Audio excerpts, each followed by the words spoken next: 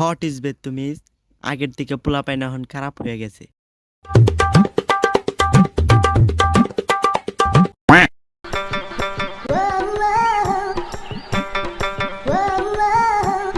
hey bro,